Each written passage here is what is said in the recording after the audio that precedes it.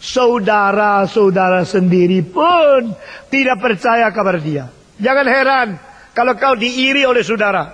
Jangan heran kalau orang paling dekat dengan engkau tidak senang dengan engkau. Jangan heran.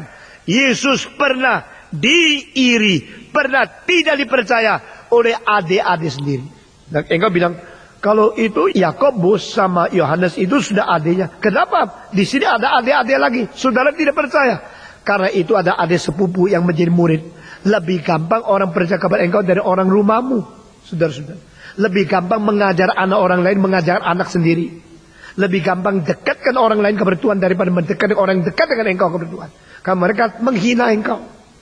Saudara-saudara, Alkitab menulis Miriam sangat iri kepada Musa. Akhirnya Tuhan jatuhkan sakit kusta kepada Miriam. Baru dia sadar. Karena mereka masakan firman Tuhan hanya datang kepadamu, tidak kepada aku juga. Iri.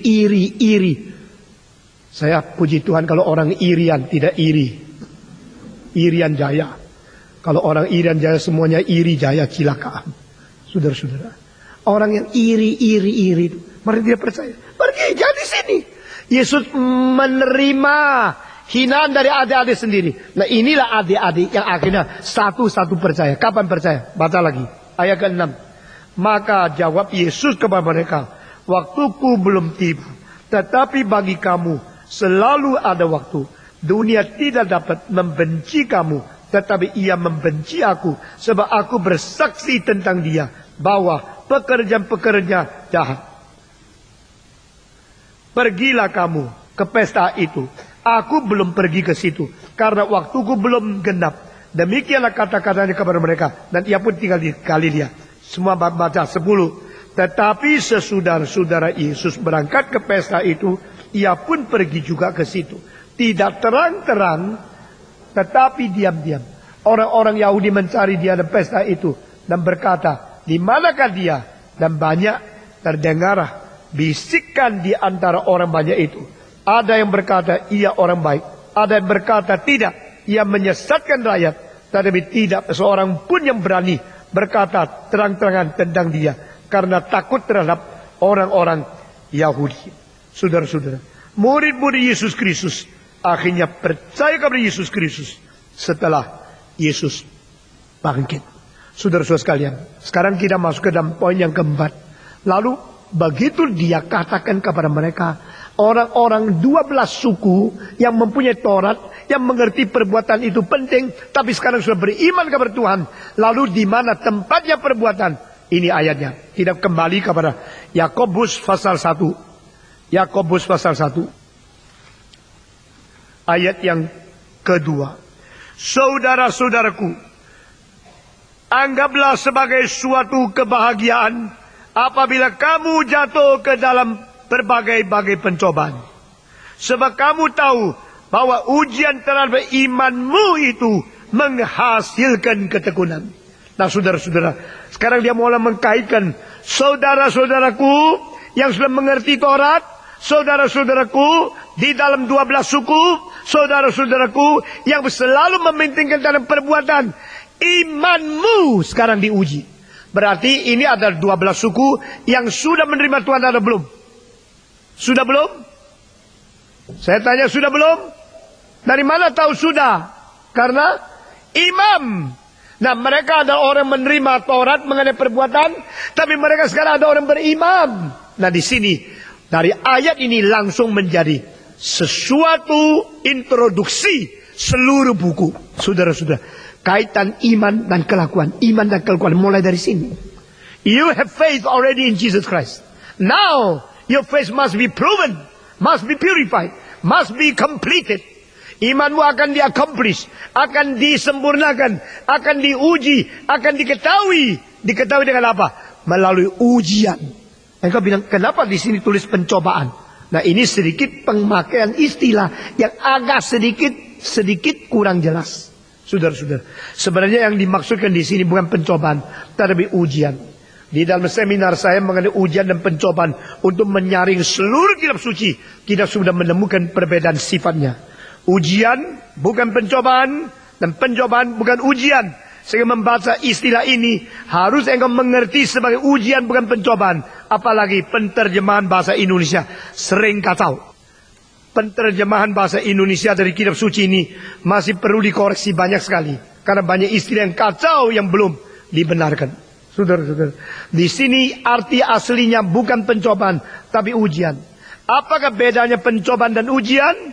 Saudara-saudara, pencobaan dan ujian ada 3 poin perbedaan. Pertama, pencobaan dan ujian berbeda sumber. Kedua, pencobaan dan ujian berbeda sifat. Ketiga, pencobaan dan ujian berbeda tujuan. Ikut saya. Pencobaan dan ujian berbeda sumber. Kedua, beda sifat. Ketiga, beda tujuan. Nah, saudara-saudara, pertama, pencobaan dari siapa? Ujian dari siapa? Sumber pencobaan adalah setan. Sumber ujian adalah Allah. Semua, 1, 2, 3. Sumber pencobaan adalah setan. Sumber ujian adalah Allah. Allah tidak perlu mencobai manusia. Allah tidak perlu menggoda manusia. Allah tidak perlu mengetahui bagaimana keadaan manusia karena dia tidak tahu. Tidak ada fakta itu. Tetapi pernah dipakai istilah pencobaan untuk Abraham di perjanjian lama. Memang di situ istilahnya ada pencobaan. Karena apa? Itu adalah supaya Abraham tahu. Bukan supaya Allah sendiri tahu apa yang dia tadinya tidak tahu. Allah mengetahui segala sesuatu. Tidak perlu mempunyai proses. Dari tidak tahu menjadi tahu. Tapi pencobaan itu adalah supaya dia tahu sendiri melalui pencobaan itu. Nah, kenapa tidak pakai ujian di situ?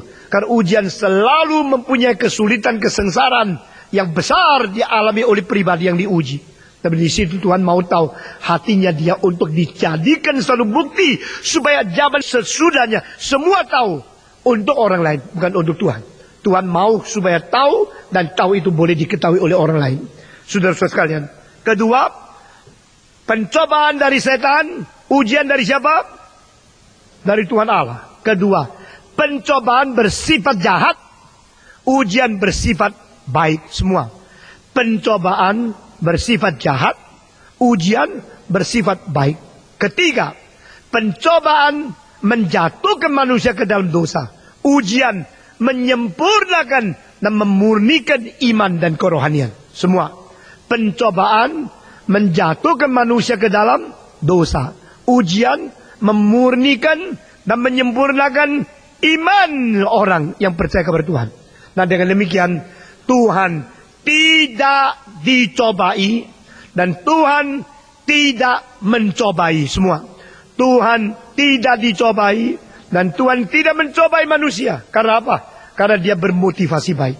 Saudara-saudara, sekarang dikatakan, jikalau engkau diuji, bukan dicobai ya. Jikalau engkau diuji, engkau harus bersuka cita. Saudara-saudara, saya mau tanya, lebih enak diuji atau lebih enak tidak usah diuji? Jawab dong. Hah? Lebih enak apa? Tidak usah diuji ya. Itu mahasiswa yang menempuh ujian merungut terus. Berapa hari itu susahnya belajarnya. Aduh, kurang tidur, kopi terus. Tambah telur. Aduh, kurang tidur. Susah ujian. Tapi kalau begini kenapa? Dibodohi sama dosen. Sudah bayar mahal-mahal, dibikin susah lagi. Sudah kuliah setengah mati, beli buku, bayar, pergi kuliah, bayar, nanti ujian. Waduh, susah luar biasa. Kenapa sudah bayar kok mau diuji? Kenapa? Karena kalau tidak uji, tidak ada ijazah. Nah, lebih enak orang diuji atau tidak diuji? Jawab, lebih enak tidak diuji. Tapi yang tidak uji pernah mempunyai ijazah nggak? Mungkin ijazah palsu, belian. Saudara-saudara, tanya Benjamin Inten, sebelum dapat gelar doktor, ujiannya susah nggak? Hah? Gampang ya? Hah? Tidak gampang itu. Boston College itu derajat lebih tinggi daripada Boston University. Itu derajat lebih tinggi daripada banyak sekolah yang lain di Boston.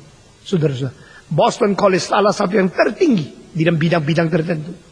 Dan itu ujiannya susah sekali.